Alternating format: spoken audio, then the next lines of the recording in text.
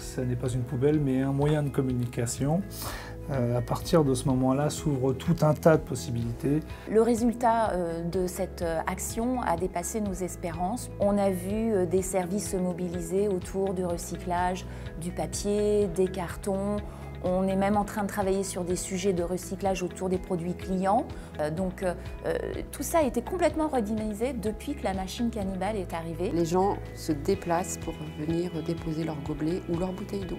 C'est la grande force de Cannibal, c'est justement le jeu, la loterie, parce qu'effectivement les personnes pas forcément sensibilisées au développement durable ont envie de déposer leurs gobelets. En termes de changement de comportement, qu'est-ce qu'on constate? On constate surtout que les collaborateurs utilisent moins de gobelets. La mise en place de Cannibal a permis de les sensibiliser.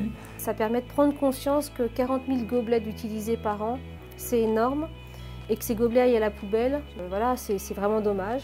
Alors qu'un recyclage chez Cannibal, ça permet de faire d'autres choses de ces gobelets, ce qui est quand même un vrai plus. Il y avait une approche incitative, pour ne pas dire ludique, qui nous semblait correspondre à l'approche de nos collaborateurs et pour laquelle on pensait que ça pourrait susciter la curiosité, l'intérêt et donc mettre en place de nouveaux réflexes.